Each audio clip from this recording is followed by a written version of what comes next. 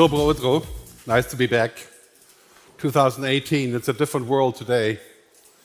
Mind-boggling how the world has changed. Not just because of COVID, but because we're thinking of the future differently.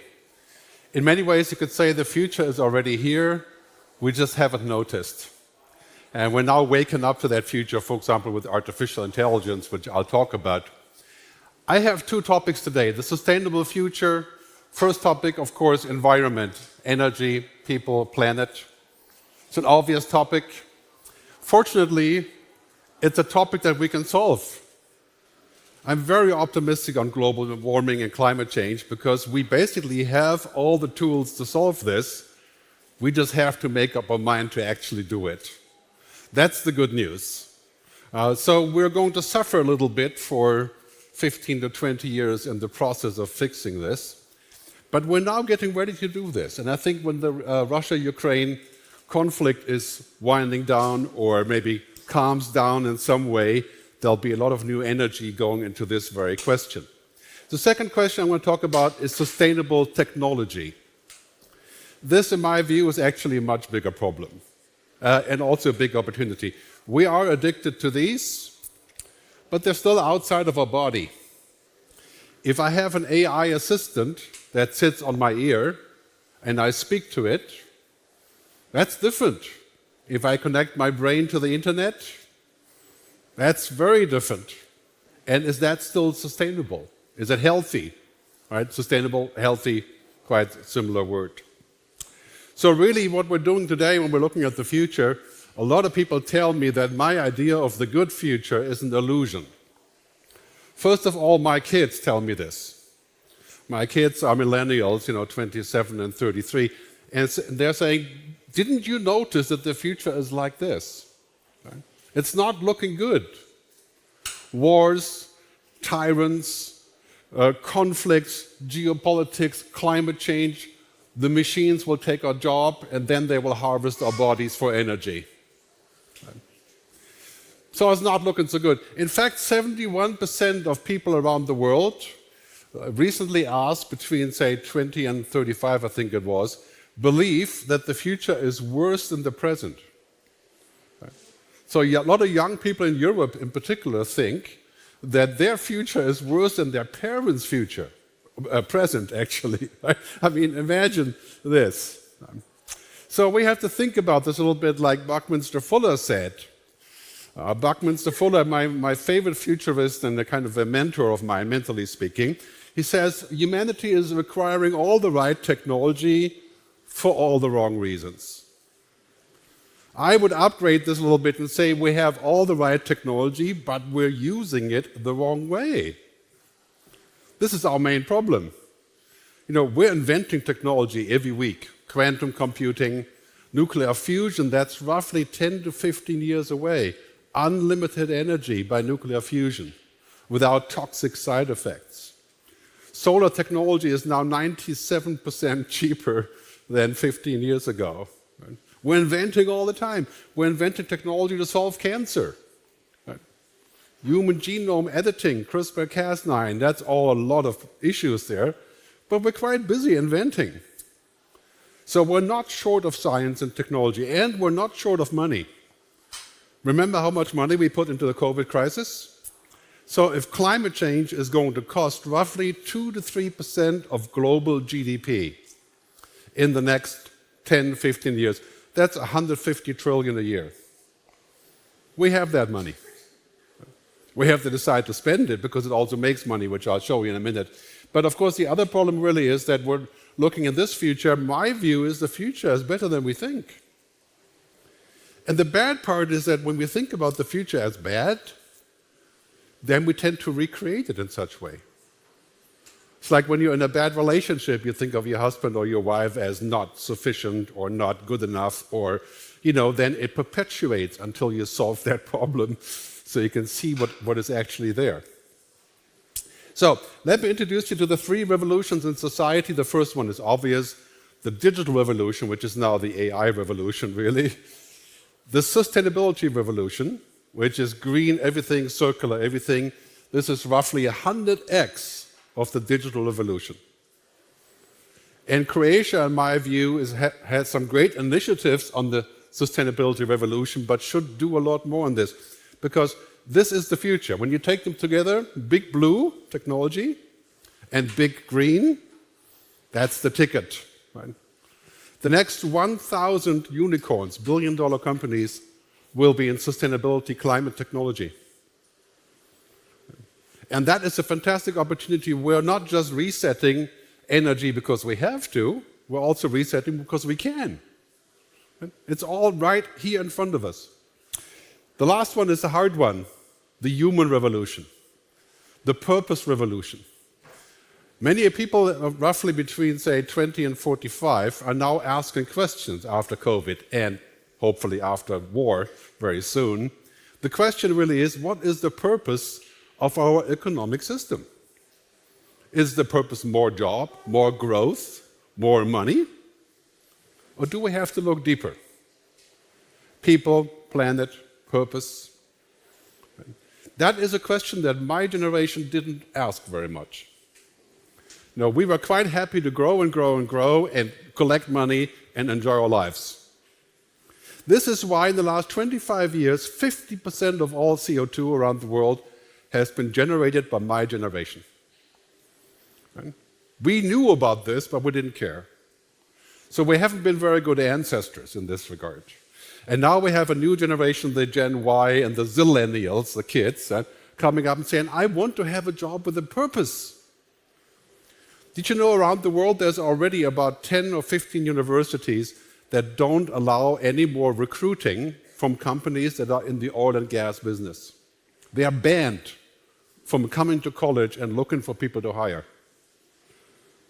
I mean, these are developments that we're seeing absolutely everywhere around the world. And the digital revolution now has become so huge that the tech companies are now saving themselves with artificial intelligence. Right? There's 4 kinds here: information tech, biotechnology, which is also very big, energy and climate tech, and artificial intelligence. And artificial intelligence is not new, but now we have the Sputnik moment. You remember the Russians putting out the first satellite? The Americans freaked out. The Russians will win the race. And OpenAI put out ChatGPT, and that was the Sputnik moment. Now everybody wants to go to the moon with AI. That's an interesting story which I'll comment on later. But with all of these things, we have a key question emerging. How do we create a world that's about more than technology? Because last time I looked, we aren't technology. Some people would argue that. Some people say organisms are algorithms. Well, that may be turning out in 50 years to be somewhat true, but right now it's far from reality. I think organisms are really a quite different range of existence than algorithms. But here we have to decide what the purpose of technology is. When you look around the headlines these days about artificial intelligence, there's lots and lots of headlines saying that companies will try to have less people working for them by outsourcing the work to intelligent machines. Right? Increase the margin, have less people. So a telecom company would say, I'm going to have an artificially intelligent telecom operator, a network operator, and therefore I need less people. If they do that, and if it actually works, which is highly doubtful, right? If it actually works, should they pay an automation tax? And who likes taxes? Nobody likes taxes. I live in Switzerland. Yeah? I mean, we pay taxes. So. But it's different. We vote on everything that we do every 3 months. So I'm from Germany originally, where taxes are a difficult topic. But here's the bottom line with technology. It could be heaven or it could be hell. You think about your own life, let's say if you're my age, 20 years if you're lucky, it could already become hell. But think about your kids. What kind of life do you want your kids to have? I think it's unrealistic to expect like a nirvana, utopia. Utopia is beautiful because it never happens. Right? But if you look around today, what we see on television, Netflix and Hulu and Amazon, we have dystopia. 98% ends badly. Right? We should not have a vision of like that for the future. I mean, that would be detrimental because we're thinking always like there's going to be all these big issues. So what we need to define a good future is not just technology. Technology will not save the day. Okay? Print this out and put it on the wall. Because we can have great technology and use it wrong. Okay? I mean, I can take a hammer and build my house, or I can go kill my neighbor. Okay? I can use AI to be better in healthcare, or I can invent a superhuman soldier. Same technology. We need what's called in Greek telos, wisdom. How to deal with this enormous power. It's like nuclear power. We can make a bomb, and we did have 2 bombs. After we had 2 bombs, we said, that's probably not a good idea if everybody has a bomb. Took us 15 years to figure out an agreement for not everybody having a bomb. But it has worked. Because we had the telos, the wisdom, to collaborate. Comes back to purpose. If the purpose of society is to make more money, no matter what the cost, we're going to face the end of humanity roughly by 2050. Because we're on a trajectory to having more money, less planet, less humans. Right? I mean, what kind of world would that be where people like us, because we're in the top 10% roughly, by the very fact that you're here, right? We can make more money with this, but everything else is declining. Nature, equality. So now we've come to a reset, much like 1968. 1968, I was 7 years old, so I don't remember. But what happened from 1968 to 1973 is a global reset of everything we believed in. Politics, music, the sexual revolution, the change in global politics. In 5 years, we're in the same spot now. This year is the beginning of a 2 or 3 year period where everything that we believed in is changing. And I think it's a really amazing opportunity, but it can be really confusing and causing anxiety, of course. Looking at this chart here, this is the chart showing you how generative AI, artificial intelligence, I explain in a minute, will change work. We're going to publish the slides later. You can take photos if you want, but we'll definitely share those. This is from Accenture, showing that basically office and admin support has 57% higher potential for automation, all the way down to building and groundskeeping production. I mean, the green bars, they should be red, really. They're higher grounds for automation. I'll zero in a little bit so you can see better. But you know what this means? It doesn't mean the jobs are going away. This is a common confusion. It means my routines in the job are going away. Right? The way I do the job. Right? And we have to get ready. I mean, why are we teaching our kids in school that you're going to download information for later?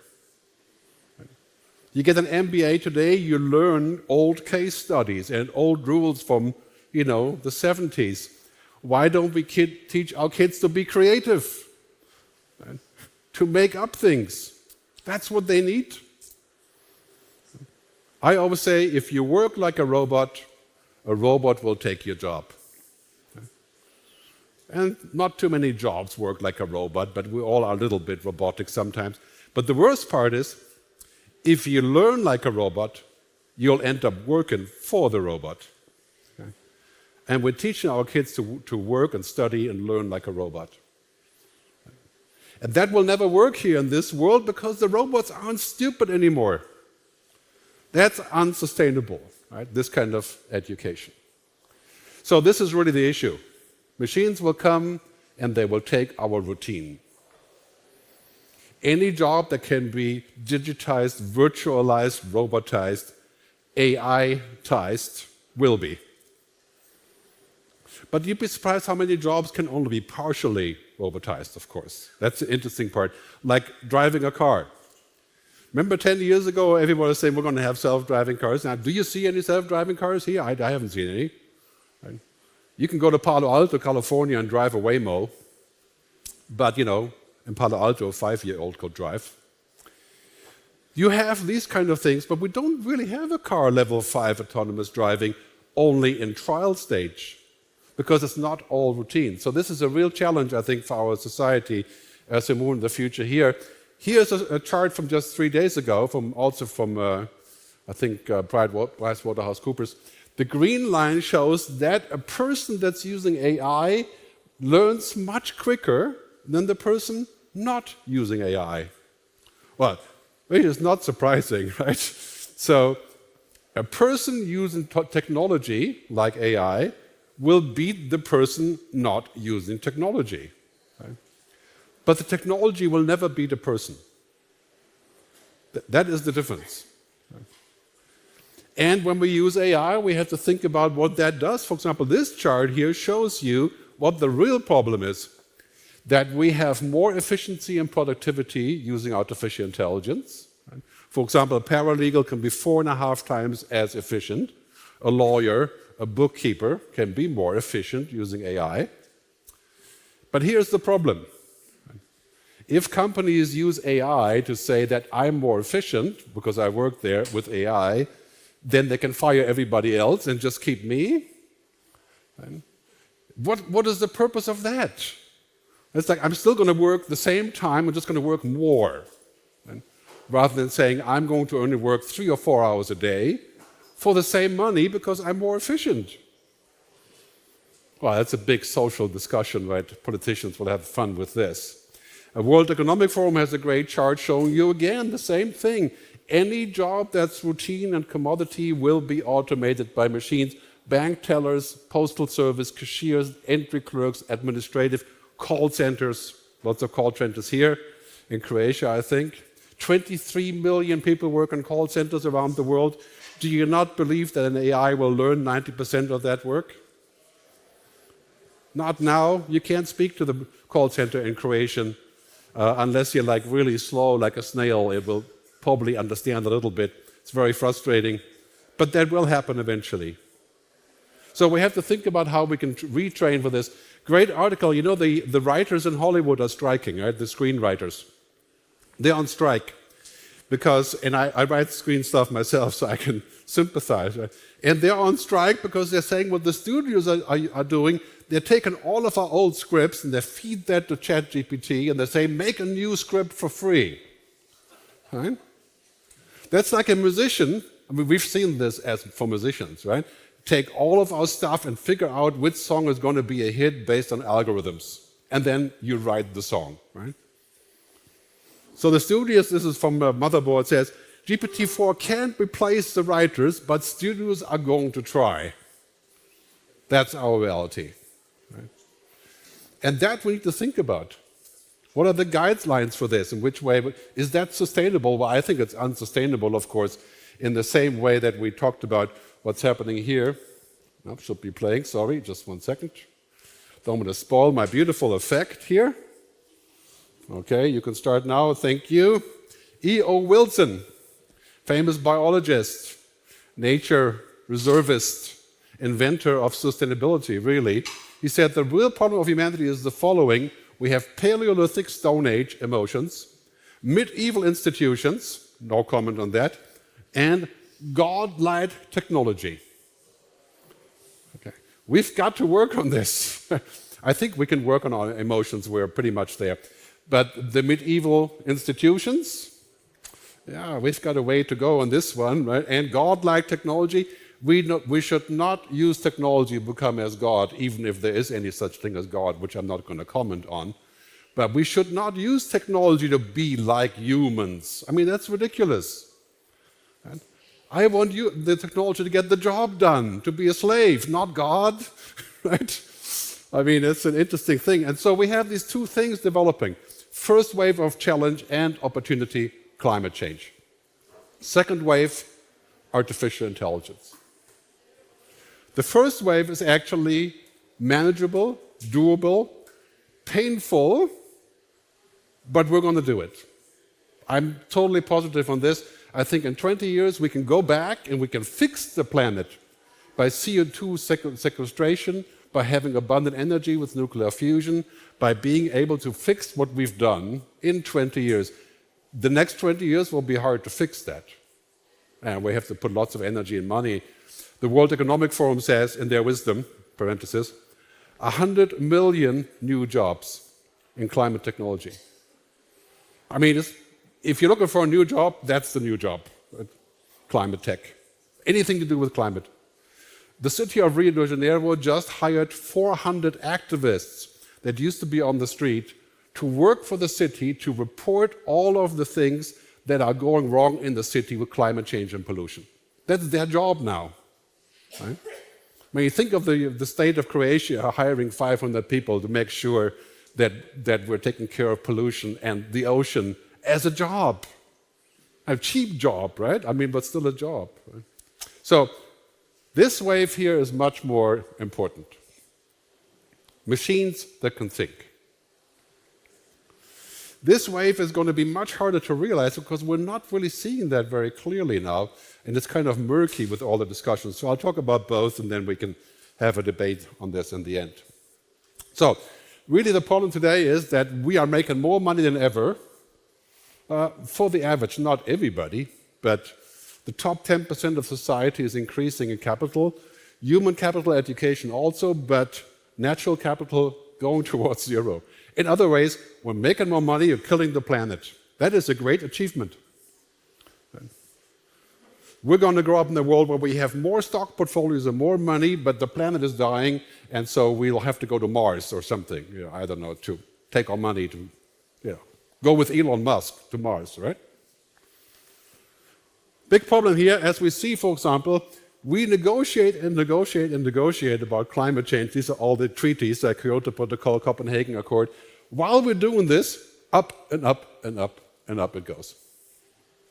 You could lose faith in humanity when you're looking at this chart, right? Wouldn't blame you. Question is, of course, what would have happened if it hadn't been for those events, right? How much of an increase we would have had there. But really, this is the result. Okay? In 20 years, not in 50 years, in 20 years, all of the middle countries of the globe will be uninhabitable because of heat. And this was projected to be in 50 years, and now it's 20 years. Right? All of the red ones, basically without air conditioning, you're dead. Particularly India, Pakistan, Iran, Northern Africa. And you know what's going to happen to all those people? They're going to come here, to Croatia. No, just kidding. They're going to come north to Europe. Right? Are you worried about climate change refugees? Yeah. We're talking about 500 million climate refugees. And that's 20 years. So we're talking about our kids having to deal with 500 million if we don't put the brake on. And clearly what Extinction Rebellion is doing in the UK, the sort of semi-violent things against, SUVs and stuff, we're going to see 1,000x of this everywhere in the world because people are fed up with this. And I think this is going to be something that we see pretty much on a global basis. Oil and gas is becoming a crime scene. Okay? If you are in the oil and gas business, you're just about to be criminalized. Okay? Coal is already criminalized. South Africa, for example, people are saying they won't do business with South Africa because it's 78% coal plants. If they don't change that, of course, the tough challenge is we can do anything we want in Europe. If these guys aren't coming along, we're still toast. Right? We can be very successful with being green Europe, but if India isn't coming and Africa isn't coming, we're still, burnt, so to speak. So that is a big issue, and of course now we're seeing that happening around the world in banks. Many people are pulling out their money from banks who fund oil and gas companies. I pulled out all my money from any fund I could find that would invest in oil and gas. And yet, do you know what the most powerful, the richest company of the world is as of this moment? Not Apple. Not Google. Right? Aramco, the Saudi Arabian oil company. That's their last window, and they're riding it as hard as they can for the next 2 or 3 years. So that's the last window of big oil that we're seeing. So this world is dramatically different, changing fundamentally, and these guys, girls, people, are the ones driving it, the Gen Y. Because they're juggling all these things, and they're actually taken out their money. They're not going to work for companies that work for oil companies. They're looking for a different definition of the future, which is not just profit and growth. People, planet, purpose, and prosperity. And now we're seeing stock markets evolving. There's a new stock market in California called the Long-Term Stock Exchange. That's based on this principle. So in the future, if you're the CEO of a public company, you have to tick 4 boxes to get your bonus. Imagine that, then nobody would get a bonus, basically, right? Pretty much. I mean, imagine if you're a politician and you would have those, yeah, no comment. But there we can safely say that leadership will not come from politicians or from CEOs. It will come from people asking for that to happen. Just like happened every other time from the independence of India to the European Commission. Yeah? This is something that people want, and then eventually it happens. So that's where we're going, and we're going to see this really interesting technology explosion. This is a huge opportunity for Croatia. I don't know why there isn't more action on this in Croatia or in other small countries in Europe. This climate technology curve is going to employ 100 million people in the next 10 years. I mean, battery technology, the intergrid, new kinds of energy, new kinds of fuels for airplanes, new kinds of sustainable tourism, green hydrogen. I mean, the story goes on and on and on. It's all here. This is not future stuff. It's here. So yes, it will cost money, but I will argue later that it's basically simple. Bottom line is green is the new digital. Croatia is not going to be a leader in the world AI economy or in technology, even though there's more tech here than ever before, which is good. Right? But this is the ticket, green technology. And that's where we're all going. I think we're heading to a world where that's quite obvious. The transition is painful, but a sustainable economy doesn't just cost money, it makes money. That's the good news. Yes, it is costly to have transition, but this chart here from BlackRock, one of the biggest investors in the world, right, says that basically the green line is infrastructure spending, the climate damage avoided, and transition costs, and in the end, we end up with more. Right. Not with less. And this is good news, and it's also kind of new that we can see it this way. The chart from the World Economic Forum, $1 trillion new revenues. They say 395 million new jobs in 20 years. That's a little bit optimistic. I don't even count 395 million new jobs, but many new jobs, okay?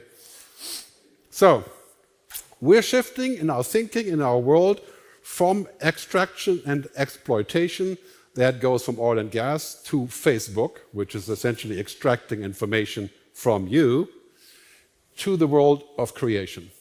And this is the ticket for Europe, for our future. We can be global leaders in sustainability. We can be global leaders in also protecting humans from being extracted, as we see with the Digital Markets Act and other ones.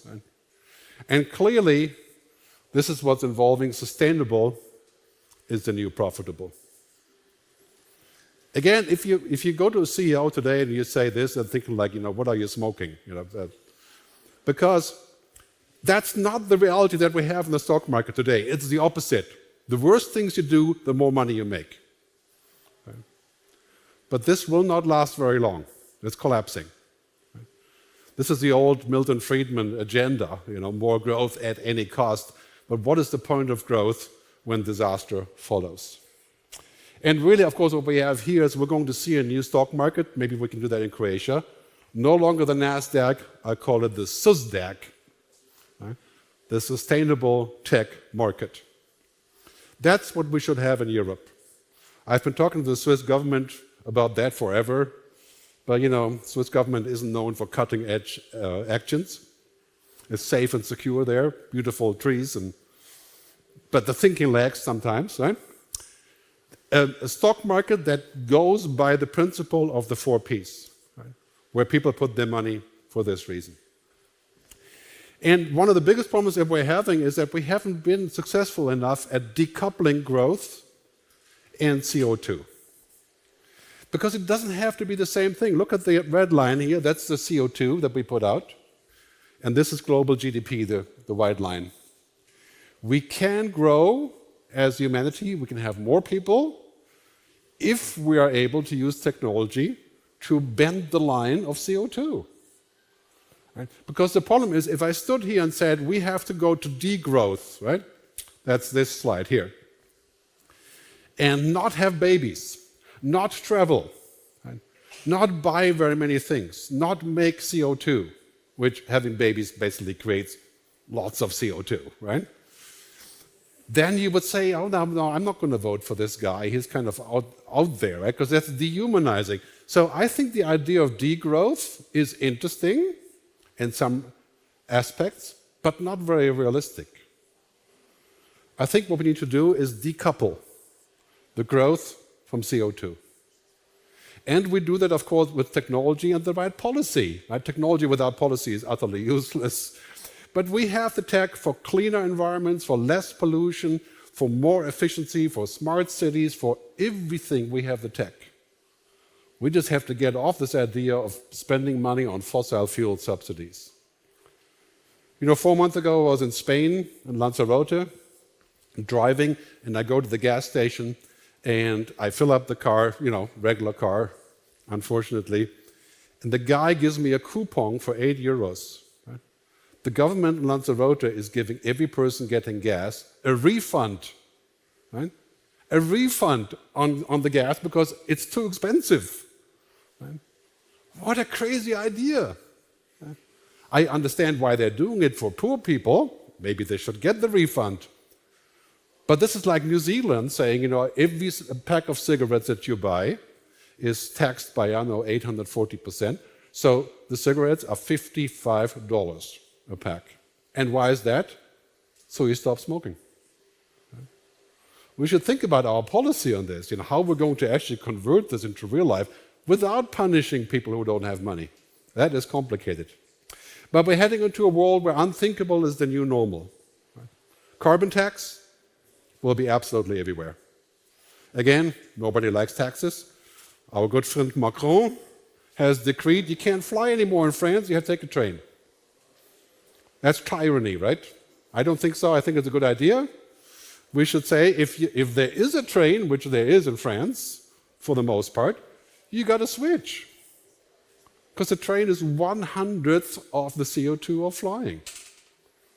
Sounds anti-democratic, you know, when you can just decree it like this. But it's a big story. I'm a proponent of frequent flyer tax.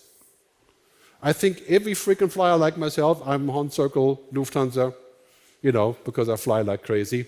I already do that all voluntarily. But I think every frequent flyer should pay the more tax, the more they fly. So it wouldn't hurt the poor people who can't fly anyway. Right? They fly once a year with Ryanair. Oh my God. But anyway, so I think these things are coming. Unthinkable new normal. We're going to have a global carbon tax. Some people call that the carbon coin to fund all of this. It's coming. Albert Einstein says if the idea isn't at first absurd, there's no hope for it. It's just so true. I think we're looking at this and saying, oh, yeah, I don't really like tax on paying money, but you know, somehow we have to solve this problem. Read this book here, right? The Ministry for the Future. It's not my book, but it's still a good book. They do exist. Kim Stanley Robinson. He talks about exactly this. KSR, I'm a big fan of his writings.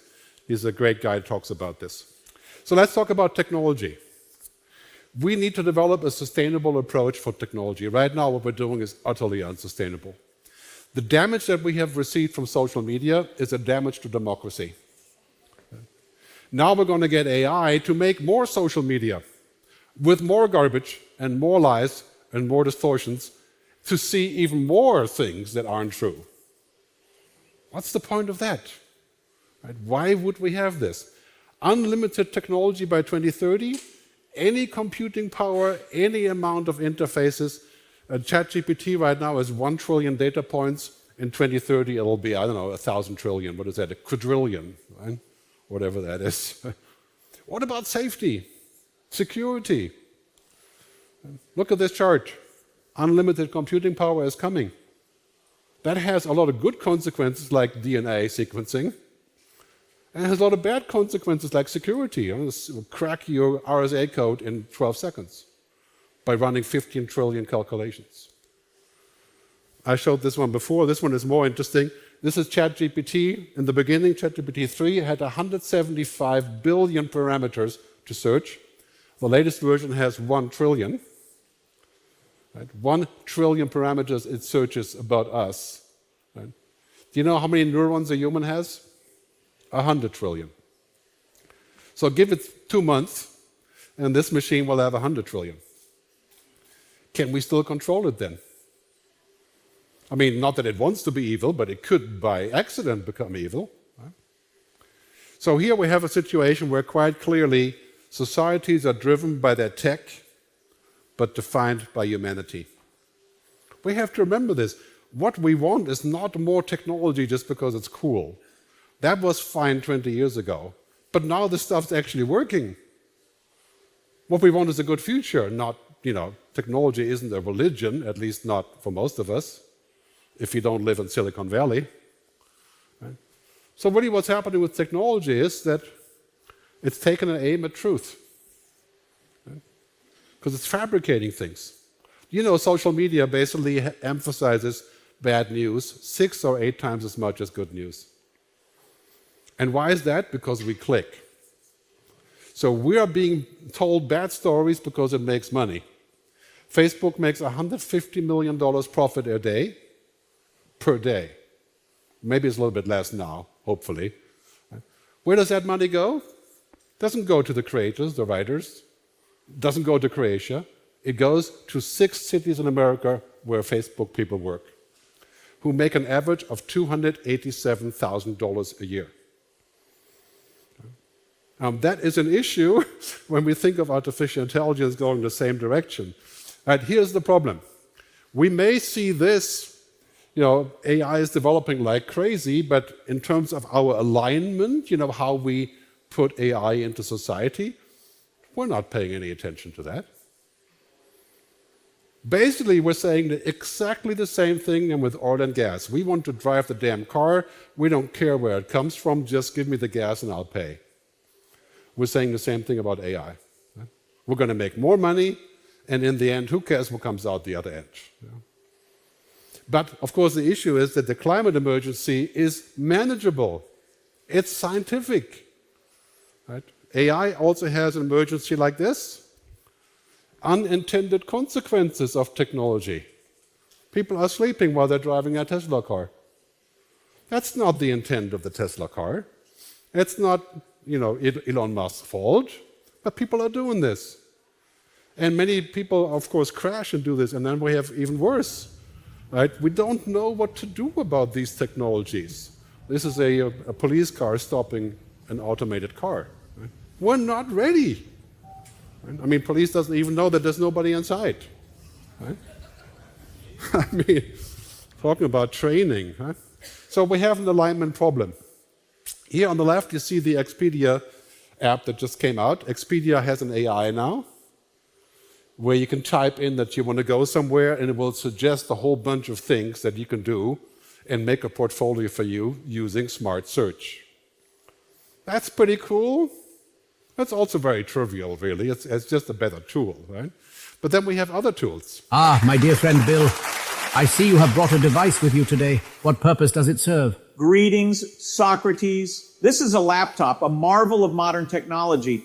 It harbors an artificial intelligence that can revolutionize heuristic education. Interesting. Imagine a world where students learn at their own pace, guided by a tireless tutor that never errs. Is this the MacBook you often refer to? No. This is a Surface. You just need to remember that. Surface.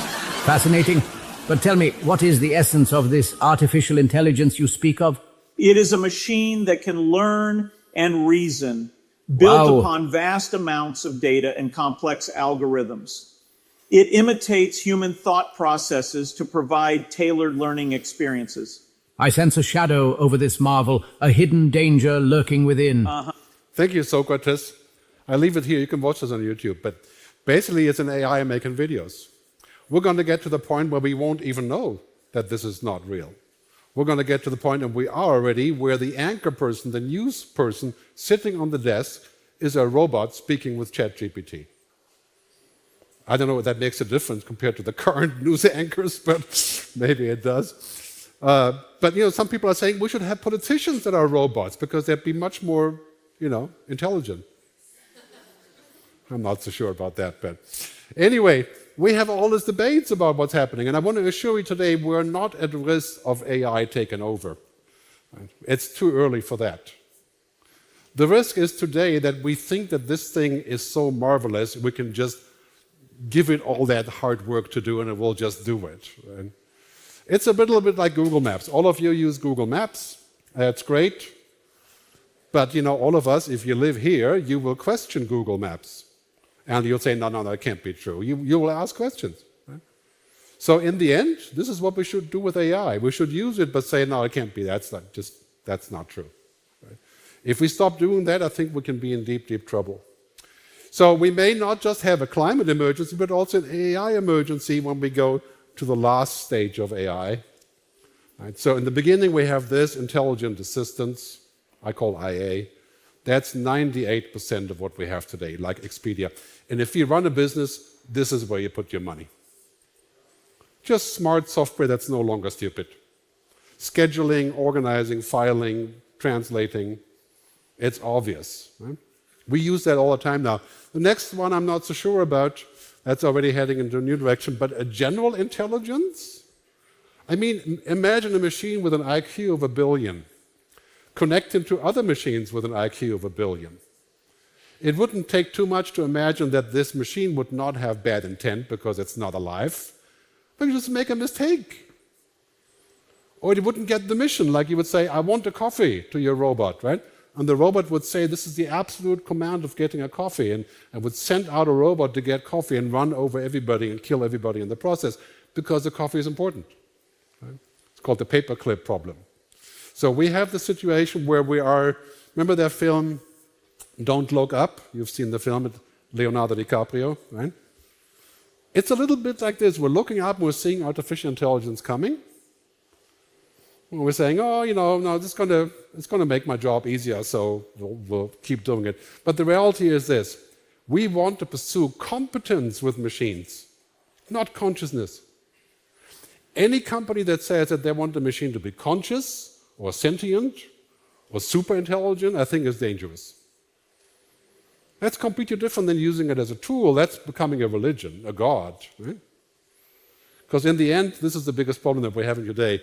We think that this machine is almost like a human, right? Like here. But really what it is, it's a damn parrot in a box.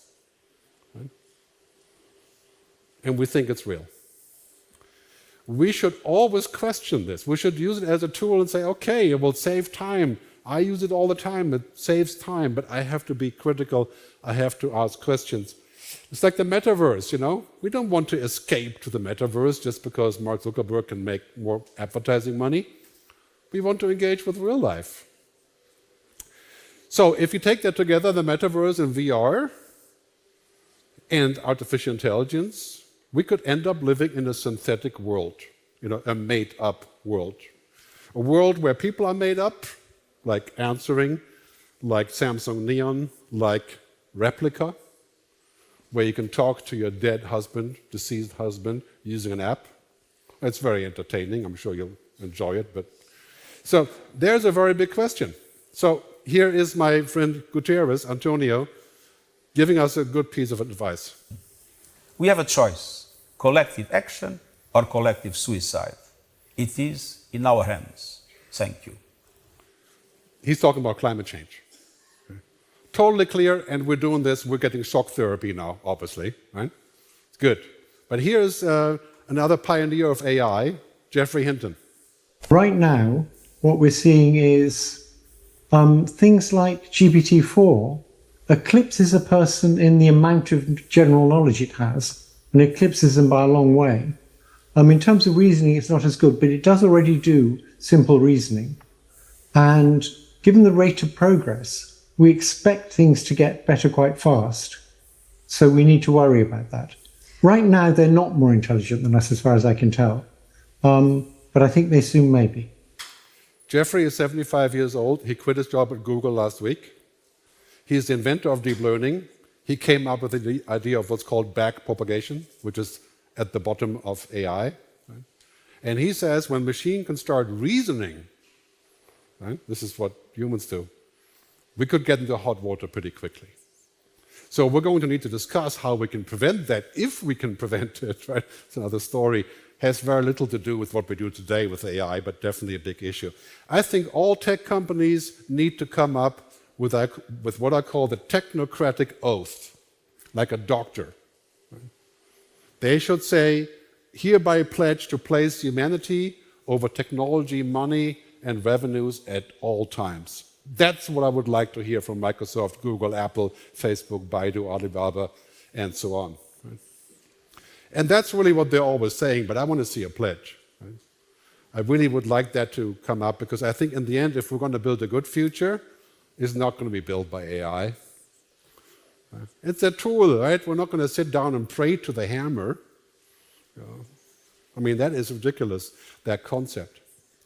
So, this is the question you have to ask when it's about technology. Why are we doing this? Does it serve a larger good, or does it just serve to make more money? And does it take out the human? If we take out the human too much, we're going to end up in a dehumanized society. That's not the kind of world I would want my kids to live in. So I'm going to summarize, and then we have a conversation. So the key bullets of today, those three waves. The future of Croatia, that's the ticket. Well, that's the future, of course, of every country, but you can say small countries, like where I live in Switzerland, that's our biggest opportunity, to stake that out as our future. And of course, then in the end, the paradigm that I talked about earlier, the question of why, the wisdom, green is the new digital, and sustainable is the new profitable. If you can realize that in your company, whatever you're doing, it will take a while to percolate, but that is the ticket to the good future. So, my good colleague Kevin Kelly, right, the founder of Wired magazine, chief maverick, he says we should be optimistic, not because our problems are smaller, they are not, right? But we have more capacity to solve them. That's the good news. We can solve pretty much any practical problem, water, food, energy, environment. We can solve that. We just have to get on the same page. It's not that we don't have the science or the power or the money. Look at all the things that we're solving every single day, right? All the time. So, I want to end by saying that the doors aren't closing. If you feel like the doors are closing to your future, that's just not the case. They are opening. Every time you have a big change in life, a door closes, it's painful. You have a loss, you have a tragedy or something. Huh? New doors open. So the bottom line is we have to pursue Antonio Gramsci's paradigm when he says pessimism of the intellect, the thinking, optimism of the will. And to that I would add optimism of the heart. To stay optimistic, because the future is made by optimists. It isn't made by people who say, no, no, no, it can't be done, or, pessimists, right? We don't want that. We have to flip this idea that we're living in a VUCA time. We are living in VUCA. That's, basically volatile, uncertain, that's not going to change. We should stop crying about saying it's so volatile, it's so uncertain, I don't know what to do, right? And go to speed, unorthodoxy, co-creation, the good old American word, awesomeness. Right? Croatia is awesome anyway, right? So, that's, I think, something that we can do in our own mind. I call that future mindset, to create the good future. I made a film about the good future. You can watch it at thegoodfuturefilm.com. And with a quote from Bucky, we are to be called architects of the future, not its victims. Think about that for a while, and I'll see you next year in the future. Thank you.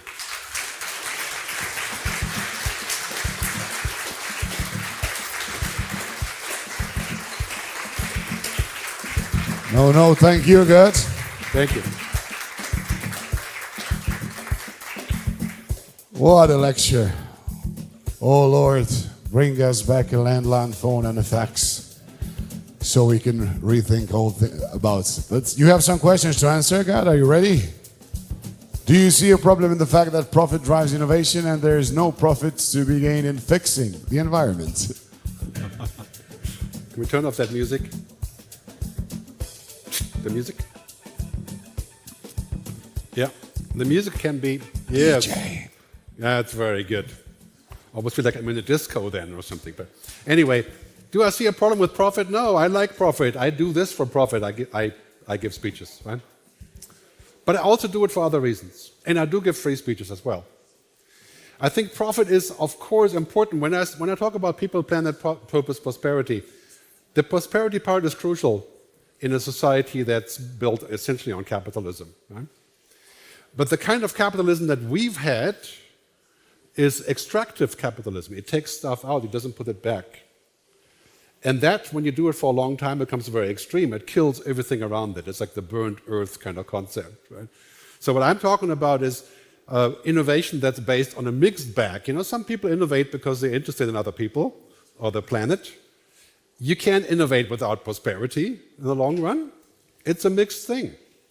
But I work a lot with startups, and every time I see a startup that says, we're going to invent an AI, for example, that is a therapist. You know, that can be like a therapist. Lots of people are doing that these days. You know? I'm saying, like, I don't quite understand. Isn't that really what happens between people? You know, what we do for each other? Do we need an AI now to, you know, so I can marry a robot? Yeah? There's people inventing that too.